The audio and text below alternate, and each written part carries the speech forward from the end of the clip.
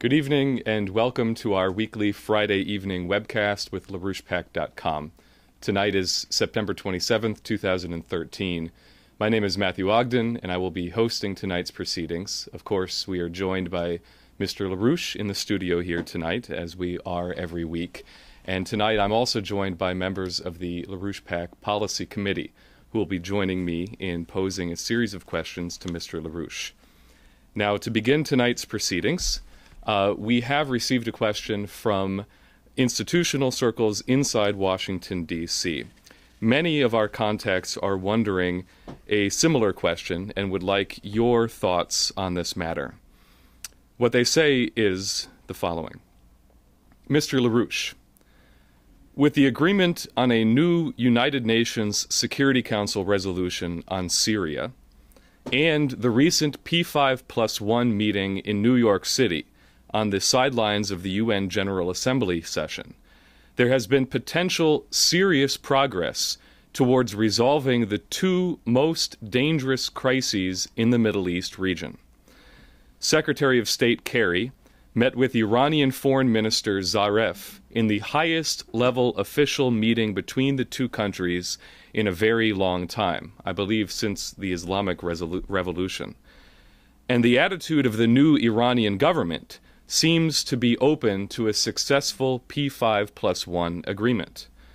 Russia's efforts at reviving the Geneva II process through the Syrian government's signing of the chemical weapons ban and moving forward to the verifiable destruction of all of the chemical weapons stockpiles has so far moved the process forward in a way that was not possible just a few months ago. Of course, President Obama has been severely boxed in by an outpouring of public opposition from the American people and a bipartisan war avoidance effort led by the Joint Chiefs of Staff and a coalition of representatives and senators. Our question to you is the following. Can these recent breakthroughs with Syria and Iran lead to an overall paradigm shift in the Middle East, away from the traditional great game? What are the necessary conditions for such a shift?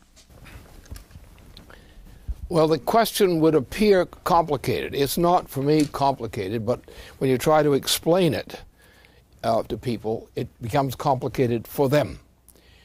Because the situation is that essentially President Obama is ready to be ditched. Now, when and how that ditching might occur is uncertain, and there could be a countermeasure, a more complicated measure. But we are in the period where the current president, is on the skids, shall we say, and it's a question of how slippery those skids may prove to be. It could be longer or shorter. But right now, the general opinion in terms of leading circles in the United States and to some degree abroad are in a direction of ending the Obama administration. That's in the direction. Now, other things could happen, but this is the general trend right now. The problems are many, because on the one hand, we know what's happening, we know what the breaking points are, and the uncertainties lies in who's going to trip and fall first. For example, Obama could trip and fall very easily, and the institutions around Washington and so forth are aware of this and are being alert for this. There's a great degree of discussion and examination of what the prospects might be. It's an unstable situation, but the direction is sliding downhill for Obama. It could be other things. There's always an accident that can happen quickly. For example, the Queen of England is indisposed, shall we say, and she and her husband are permanently indisposed. And other features of the British royal family. And what happens, you have William, a crown prince, so to speak, is scheduled on the skids to be the next king of the British Isles, even though the British Isles may be broken because these Scots may kick their way out of it. So it's that kind of complication. In the sense that there are certain things that are uncertain about the situation, but the trend is correct. The trend is we're on the road, if we are successful, to dump this president. And the complications include a number of nutty Republicans who are really clinically insane, as far as I can determine. So there are complicating factors all over the place. But essentially, I would say the current president, is on the skids. It's a question of how soon and how fast he slips. As of now, until we get a new government, nothing is certain. And I think that's what people in Washington and relevant circles would conclude. The point is, apparently, this administration is on the skids. How fast he's going to slide down, or whether he trips, all these things he's an uncertain, unstable personality anyway. So therefore you have this unpredictability factor in him. And he's faced with a situation he will never be able to accept, which means that he's a freak show on his own. So that's where we stand. We're now at a point where we have a highly unstable situation. The leaning of options is toward an early dumping of this president, or his capitulation, or his giving up the ghost, or whatever. But there is a chance, a very good chance, that this can be a winnable situation for the United States and other nations in the immediate future.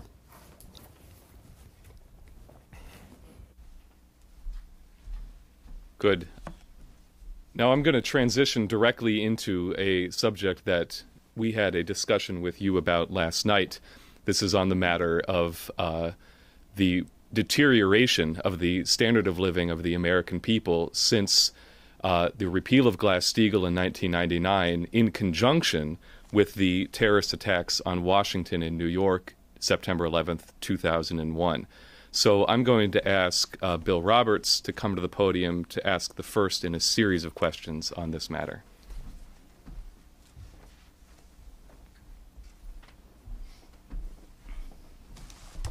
Hi, Lynn. So as Matt referenced in a discussion yesterday, Lynn, you raised the real factor of cost of supporting Wall Street and the financial institutions in terms of the hyperinflationary increase in cost to the American population of just certain basic commodities, grocery items, housing, and these types of similar things, especially since the attacks on September 11th, but also dramatically since the quantitative easing and earlier such bailouts of Wall Street. And I just wanted to read a few statistics, which are rather, I think, shocking, which people may not even quite realize just how dramatically the cost of basic things have increased over this period since September 11th, 2001. Obviously, the price of gasoline has increased dramatically from about $1.46 as a national average to around $3.59 today. The cost of residential heating oil has increased from about $1.38 a gallon to about $3.65 a gallon. The average cost of monthly rent has gone from about $715 to about $1,100 a month. New home prices on average have increased from September 11th about $136,000 to today about $242,000. And if you go through the basic grocery store items, you'll find across the board an increase of on a large number of items between 50% increase to 100% increase or more. On even basic things like bread, flour, eggs have more than doubled in price. Now, that's that's price. That's a monetary figure. And on the one hand, if people's incomes increased that much, you would say that we've maintained a kind of break even. However, just since 2009, if you look at the increase in the earnings of the American population just over the last 4 years, 95% of the American population has only increased their income by about $500 over 4 years. So in other words, only about $11 a month. However, if you look at the top 1% of the population, their average income over this 4-year period has increased by an average over 4 years of $1 million. And so, this is what we're looking at is the real cost that the American population is being absolutely screwed by this bailout. The American population has been lied to by the American president about us coming out of this recession, but clearly there is sort of a frog in the boiling pot sort of syndrome. So the American population has been clearly lied to about what this process is, the real cost of the bailout.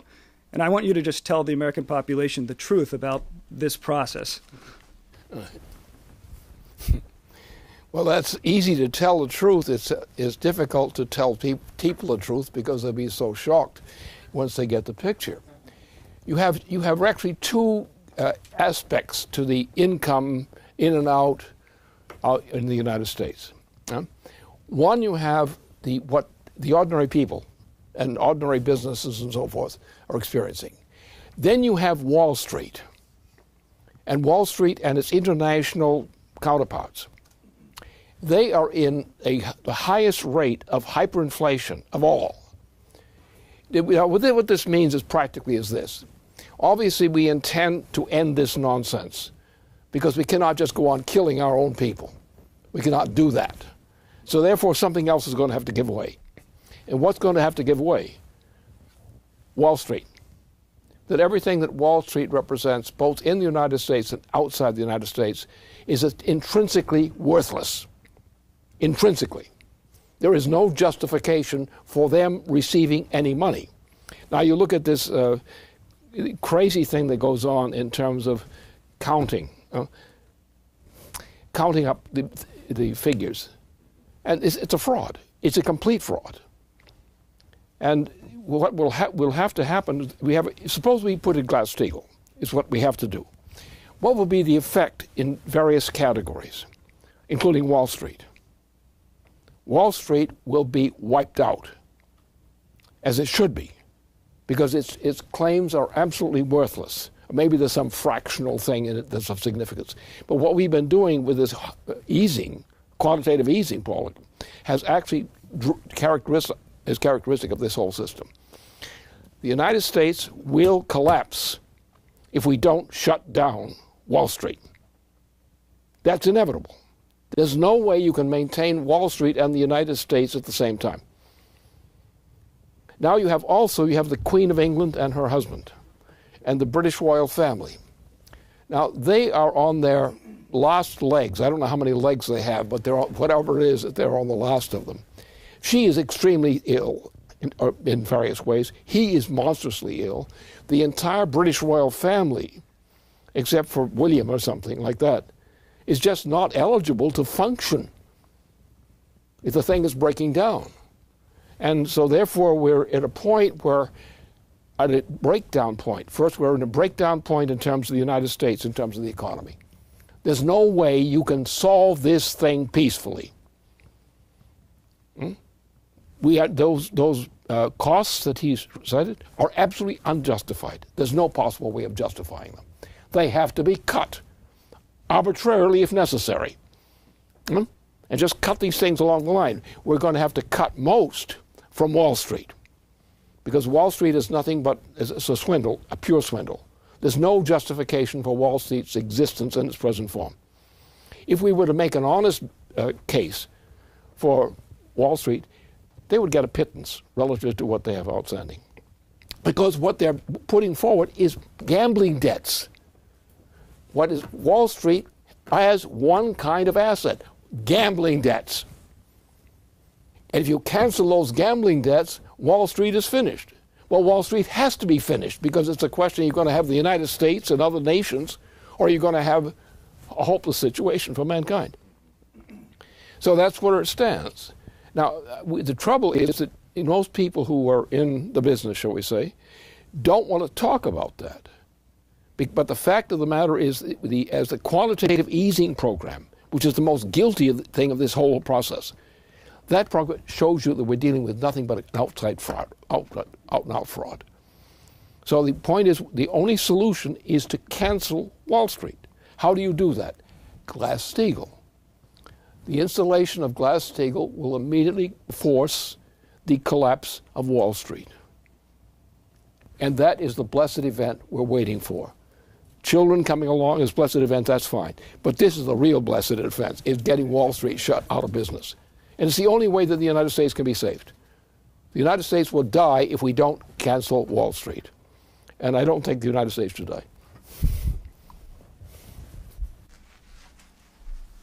Okay, next I would like to bring Keisha Rogers to the podium.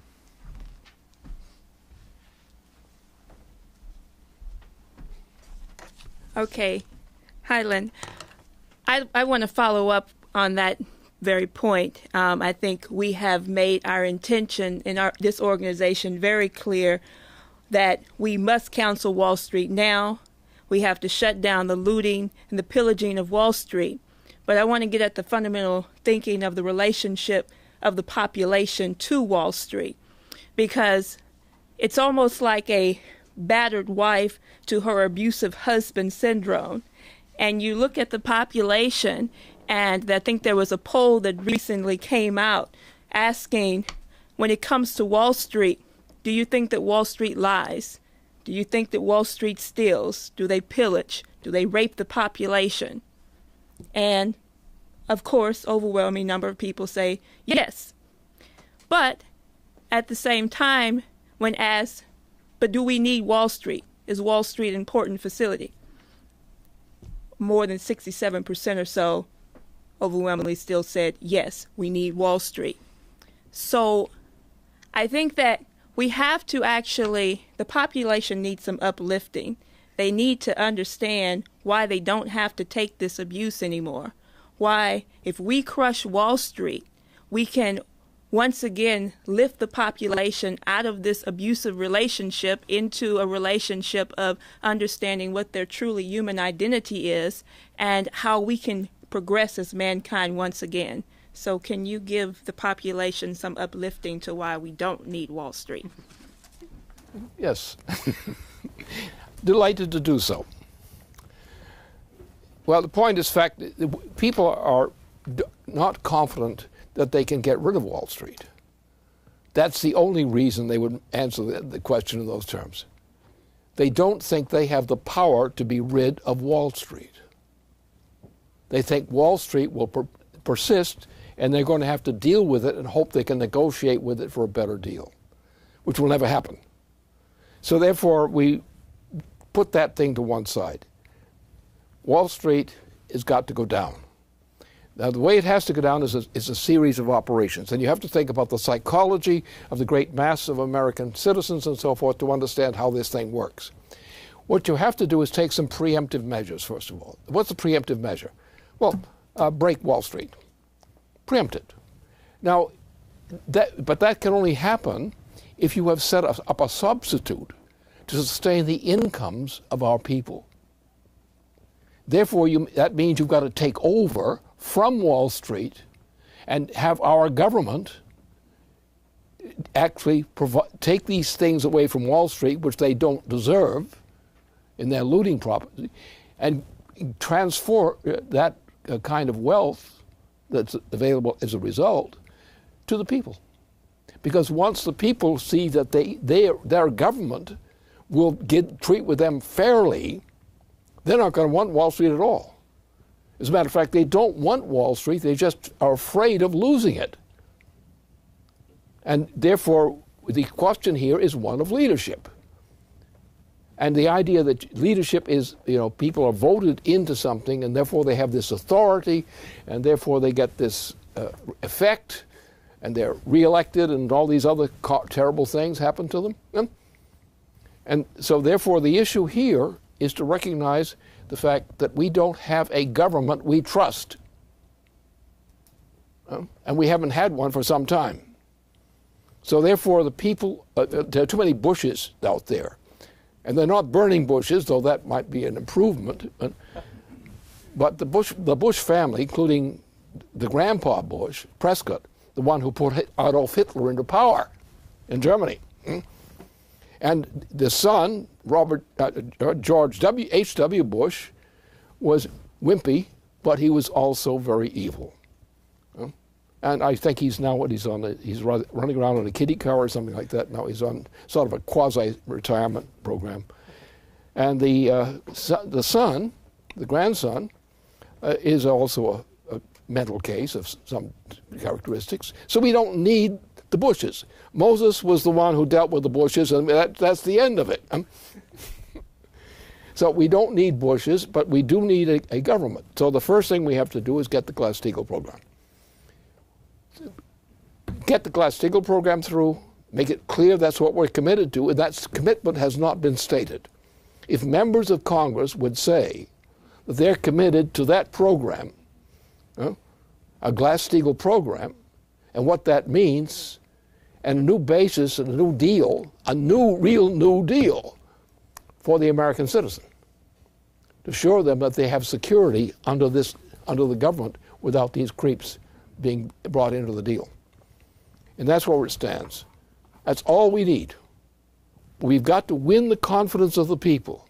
And the problem is, like these crazy Republicans in the House who are making a mess of everything. And this kind of confusion actually causes fear among the people. They think this thing is going to get shut down, there's no justice, there's going to be some kind of rough treatment. So therefore we have to attack those kinds of Republicans and tell them if they want to play these games, they should get the hell out of the Congress. Because there's no place for people like that under these circumstances. But the essential thing is, our job is to assure that we assure the people in fair and clear terms that we are determined and can be efficient in that, if we're given the power to do so, to ensure that they will be taken care of fairly. They could count on it. Once they have that assurance and demonstration of that assurance, they will be fully for it, as they were for Franklin Roosevelt in 1932-33.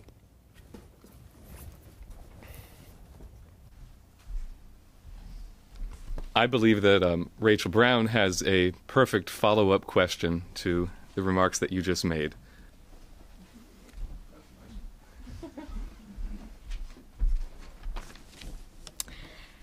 We had a banner on Capitol Hill this week that said, "Shut down Wall Street, not the government." And you're right that it's just been a total distraction for Congress and people, anyone watching the media, thinking that this is, a real thing, just is very childish in the face of what is really happening. So I just wanted to read a quick quote from your recent paper, Man is Not a Beast, where you say, "It would be foolish of nations today to assume that the right to govern anyone or several nations were merely a matter of a legal contract of some sort. Neither a mere contract nor the lack of one could fairly define the truly valid basis for a role of the government of a people. There must be some inherent principle respecting the discovered nature of a self-government of a people. It must be a principle which is inherent in the intrinsically noetic powers of the human species. It is those creative powers, as distinct from those of the beasts, which alone define a system of natural law among human beings, and therefore mankind's predetermined rights and obligations." So that you could discuss the real role of government as opposed to what people are acting as it is right now. You know, most of our presidents in the past have been stinkers. They really have. We have a very few number of presidents who've actually been worthy of the appointment. This is, as a matter of fact. One of them was Franklin Roosevelt. And Franklin Roosevelt, he's had the assassination of a president who was an actually great president in his own terms. And from that point on, until the election of Roosevelt, the American people did not have a decent president incumbent. We had one, for example, who had served 2 terms, and his achievement was, before going insane publicly, was to do as much as possible to ruin the United States. And he was followed by 2 presidents who also, there was one thrown in between had a clam problem, apparently. And but from that period on, from John Quincy Adams, to this time, there was a whole period in which there wasn't a president fit to serve. Franklin Roosevelt was the first. Now, Franklin Roosevelt, knowing that and trying to lead the American people, had been beaten up again and again by swindlers, had to address the people in a way to get himself elected, first of all, and also to maintain his role as president through the difficult years of an attempted recovery. So what he had is a series of talks, of fireside chats. And these fireside chats, he simply stated again and again and again, and exemplified these statements by illustrations of the points, and what his points were. And on this basis, he received the increasing support of the American citizen. And that was the way the recovery occurred. Once he was dead, the moment he was dead, the direction of the U.S. presidency went in the opposite direction. We had a definitive turn for the better later on with another president who got himself shot by people in the wrong side of the ticket inside the United States itself. It was an inside job done to kill this president. And immediately a lot of people, including the Dulles crowd, took over the direction of our presidency. And since that time, and since the assassination of Kennedy's brother, Robert, there have been presidents who were not bad. But when you look at the Bush family, and the Bush family history, and some other things like that, you understand why nothing seemed to work. Why a Bush, another Bush, the son of the guy who put Hitler into power in Germany, took over in a virtual vice president job, but then it went into an actual vice presidency for 2 terms, then became a president for 1 term after he was almost thrown out. And then we had another president came in for 2 terms, and then we had this monster in 2001, which was the 9/11 event. And since that time, we haven't had a decent occupant of the presidency.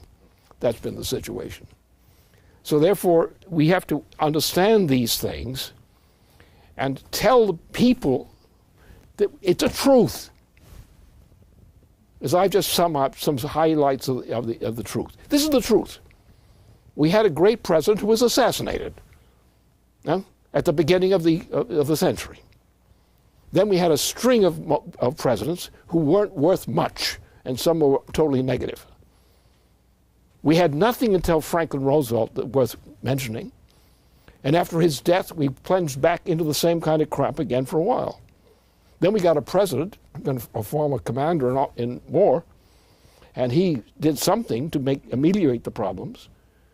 But then Jack Kennedy came in, squired by Eleanor Roosevelt, who was his chief advisor and campaign manager, in fact.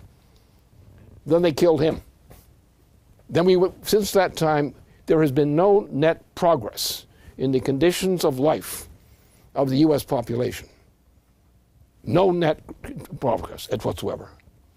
We have yet to have a president who is either willing to or willing but not able to, because the opposition was too strong.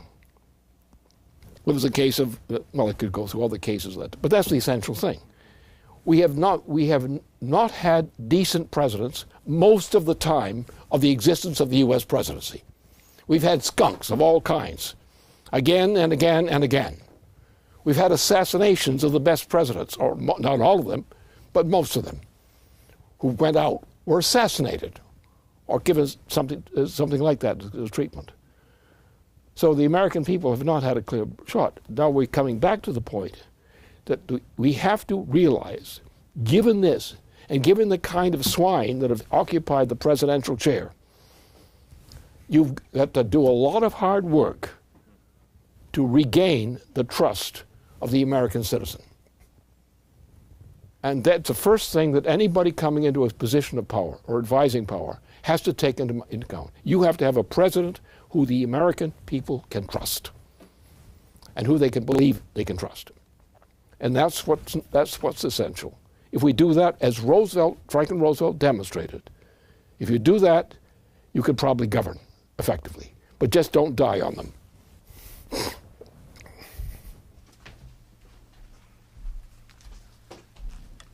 Good. I would like to ask Michael Steger to pose the next question. Thanks. Lynn, I'd like to get at it's a bit more of an extended question in context, but its nature is at the core of your development of economics. And so, as people probably know, the IPCC report, of ClimateGate fame has come out today, and the scientists of any decency are running as far away from as possible from it. It is a clear fraud. It is virtual global warming, virtually, possibly with high confidence. So the question is that scientifically this report has been shown as a fraud. As people know, there's been no global warming on this planet, at least since 1998. We've got an ice sheet growing in the process. But more to the point is that this entire environmental agenda was developed explicitly in the wake of John Kennedy to shut down the progress and development that you just referenced by our great presidents. In that context, since 2001, we have seen a doubling of our electrical rates in the United States, while we've seen a plummet of the real income of the American people. Now you have politicians and all layers of the American politics who had come out and say, look, this is simply not a Great Recession, this is a Great Depression, with a D.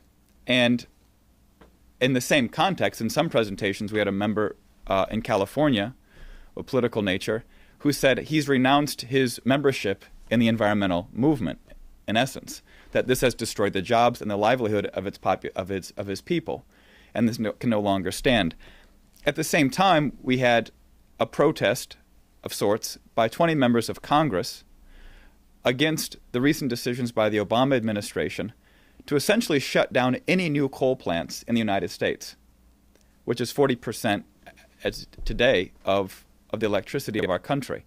And members of Congress made relevant points. One, this is a depression. Two, this is the basis of manufacturing and of industry and development currently in the United States. But I think the real point, that as people know that have been following these webcasts now for nearly a year, and perhaps your work for longer, is that the real question is a question of energy flux density.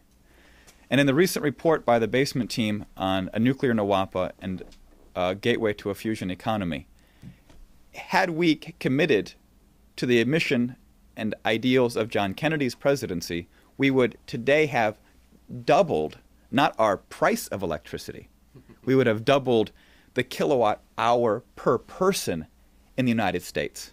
That is a much more true metric of profit in a human economy than any gains on the New York Stock Exchange or any other accounting measures. So I think the question does come down to a question of energy flux density, and I think it's appropriate for you to address more your sense of this process.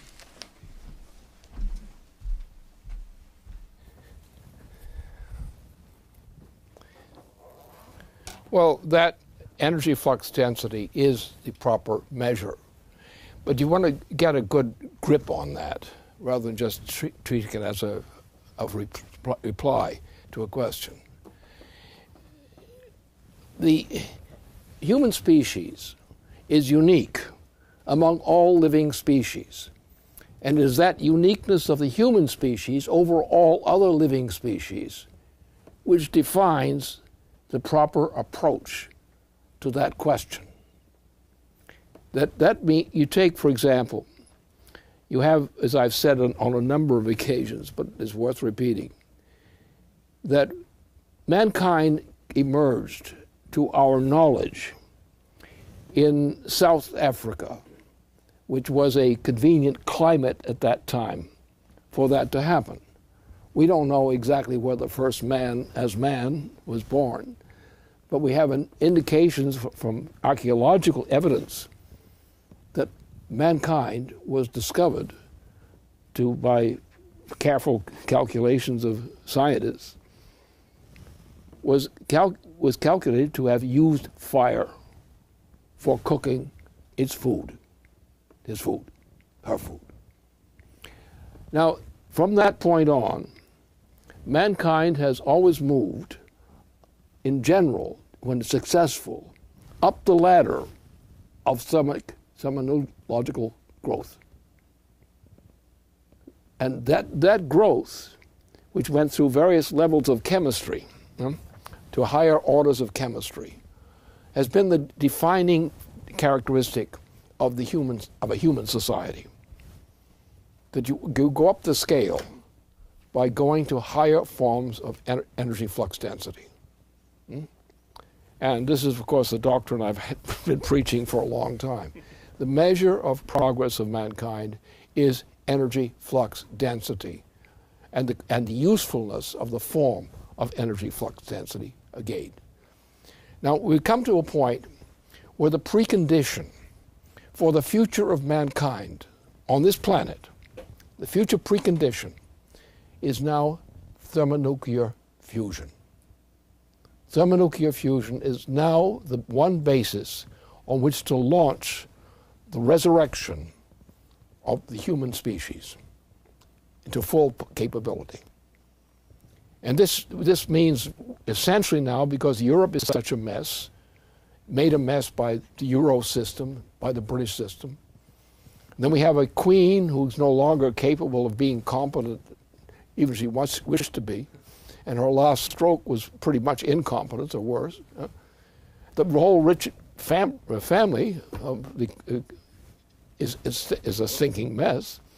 And you have Prince William, who is a sort of a junior to the job and has not yet been called in to work. I don't know how well he would work, but he's the only one I know of that really is likely to be successful as being a king of the British Empire or something. So that's what the point is. So now we have to look at these things in these terms. Are we increasing the energy flux density of the way we generate our sources of power? If we are not, then we are going down. We're going down in the direction of the road to extinction. What the alternative now is, you have two ways: higher energy flux density. Well, there's one thing you can do with it. One thing you can do with it is to empower production, raise the standard of living of the human species, increase the power of defense of the human species against asteroids and things of that nature, which are roaming around looking for suckers. Or, on the other side, we can hope and pray. So the best thing we can do is to concentrate our policy on going toward a thermonuclear fusion standard in developing the future economy of the planet. That's what it is. Anybody who has anything contrary to that to say is an idiot or a villain of some kind. No, we're not going to get thermonuclear fusion right away. It's going to take time to get it because people have been sitting on thermonuclear fusion for a long time. It should have been going into effect in the beginning of the 1970s. It was ready to go into effect about that time. That is, to build the process. And we've had all these decades to go through, which we haven't done anything, or we've gone backwards. So therefore, we have to have a policy of saying we're going to go toward a thermonuclear fusion drive of empowerment of the Trans-Pacific region. Why? Well, because it's there. Because we have the problems of the water supplies in the United States from the Mississippi River on westward, across the Pacific, and into parts of Asia. And a thermonuclear fusion program built up from the beginning now will lead in some time, a decade or so, to the time we have a thermonuclear fusion driver in the Trans-Pacific region of the planet, which will spread to other parts of the region. That is the only program of substance which can actually meet the challenge that we face now.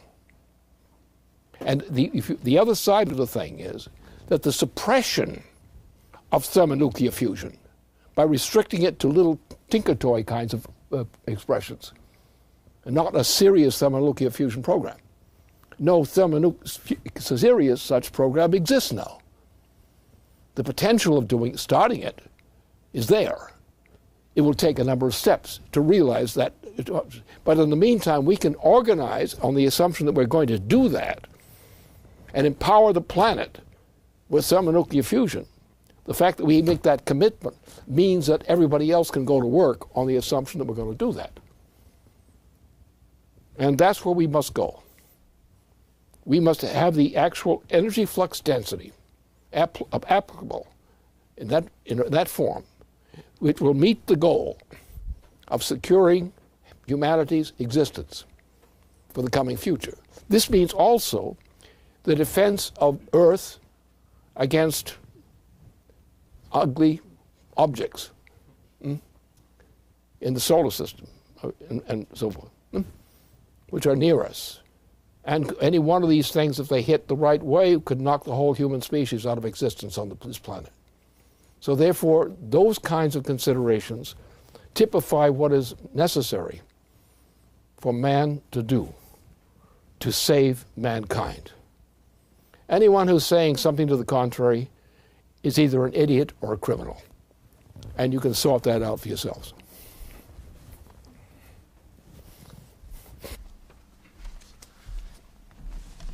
I'm going to ask one final question here. And in the interest of putting one world leader in dialogue with another world leader on the stage of history today, I would like to reference some remarks that Russian President Vladimir Putin made at the end of last week in a discussion that he held at the Valday International Discussion Club. And in this speech, he really he identified the deterioration of Western civilization. Really the post-Kennedy assassination paradigm of decay. And I think Putin's remarks really get directly to the point of some of the questions that we're addressing here tonight. I'm going to read just a few excerpts from what he said. He said, "We can see how many of the Euro-Atlantic countries are actually rejecting their roots, including the Christian values that constitute the basis of Western civilization. They're denying moral principles and all traditional identities, national, cultural, religious, even sexual, without the values embedded in Christianity and other world religions, without the standards of morality that have taken shape over millennia. People will inevitably lose their human dignity. We consider it natural and right to defend these values." And then later in the speech, he said, "Every country has to have military, technological, and economic strength. But, nevertheless, the main thing that will determine success is the quality of the citizens, the quality of society, their intellectual, spiritual, and moral strength.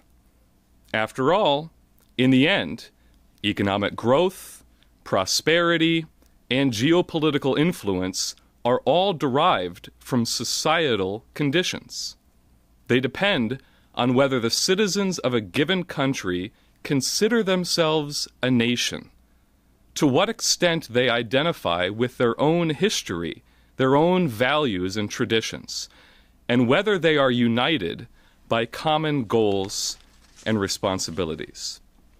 Now, I think my question is, what is it in the American national identity that the citizens of the United States must rediscover now if we are not only to save our own country, but to save Western civilization?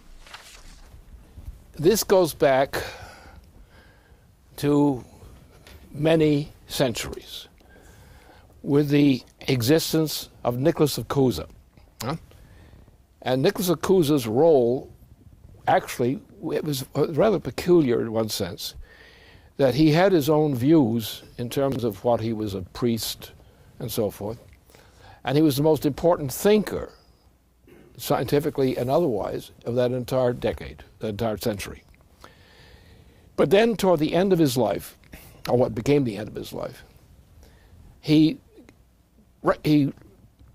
turned it around a bit and put the emphasis on the future of humanity outside of Europe.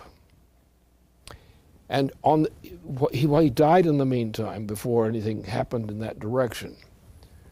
But then what he left behind was a commitment for his followers who lived after him to develop humanity across the great ocean waters, to get away from Europe, which was hopelessly corrupt in his opinion, and he was right, totally right. He went through a very dark period of the century before then. And while there was a great renaissance during that period, after that, then nonetheless it began to go back into the same old pit again. On that basis of that experience, Cusa specified the necessity of sending people from Europe across the oceans to different continents where we could save humanity from the kinds of things that were occurring recurringly in Europe and so forth, and the Mediterranean region.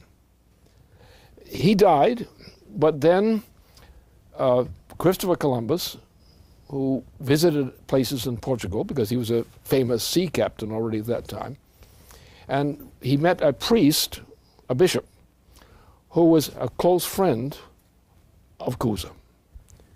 And therefore, he was informed in detail by Cusa's survivors and by himself. And then he undertook a commitment to carry ships across the Atlantic to found a new nation, a new nationality, on the other side of the Atlantic, from which we could create a new society purified of the filth which Europe had become, and Europe and its civilization. Now, what was done then was the attempt by Europe, the British and others, and the Dutch especially, to destroy the development of a civilization across the other side of the Atlantic. And this, with the chief exponent of this, was Massachusetts. Massachusetts became the center of the development of the prospect of a new civilization on the other side of the Atlantic. And that was crushed in the 1760s, or 1860s. It was crushed by the Dutch, because the Dutch were actually the bastards who did the dirty work in England and so forth. It was the Dutch who did that. Remember, the Dutch families, royal families, moved across to the other side of Britain. And there they established what was called a British Empire, which is actually a Dutch empire. The British were just the stooges who suffered the whole process. And so this has been the history of mankind. The destruction of mankind, the attempt to save mankind on the basis of Cusa's initiative as the starting point, the efforts again repeatedly to try to maintain the United States or the American system, and the crushing of that repeatedly by the drunkards and swindlers and drug pushers of the world. They're called the British Empire. Now that this whole system is coming to its end, the power of government has now evolved where the power of government lies not only militarily, but also economically in thermonuclear fusion and the things leading into thermonuclear fusion. So therefore, our mission then is to ensure, not out of selfishness, but out of regard for humanity as a whole, and to use the United States as the instrument to make that possible, because we're really inherently a powerful nation. And we have across the Pacific, we have neighbors. And these neighbors are, there are plenty of them out there, right? Still. So therefore, if we cross the Pacific by way of the Bering Strait and so forth, we can create across the Pacific waters from the Mississippi River eastward toward Asia. And there we can rebuild with thermonuclear fusion as our perspective. We can rebuild the power needed to establish in that region the new impetus for the recovery of the ruined old nations. And that's what we have to do. That has to be a mission. Because, you know, the question is people think of what do you want out of your personal life? It's a silly question, because you're living as a human being, and you're not concerned about your estate, not if you're intelligent, about your money. That's not what you're concerned about, because you're going to die. Everybody is going to die, apparently. We have not encountered any exceptions to that so far in the record. Therefore, what's the purpose of living if you're going to die? Because that you're living, thus, while you live, is a means by which humanity can prosper. If you do what you're supposed to do, of your own volition. And that attitude, that commitment is what's essential. The commitment to the future of mankind. Not as some kind of selfish venture, but we have a capability which we have as human beings, and we don't know of any nearby planet which has something similar to what we represent.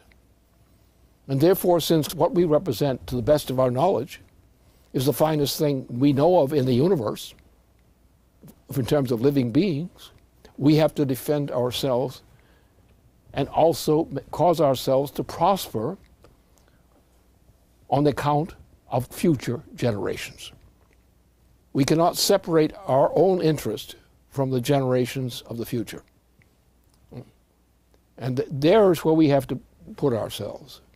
We in the United States have been gifted with a great opportunity, which was generated implicitly by Nicholas Cusa.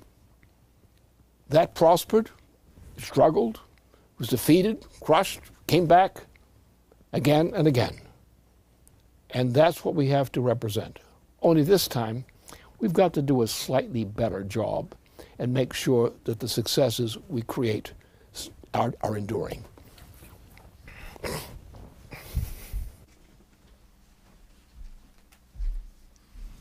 Thank you very much, Lynn.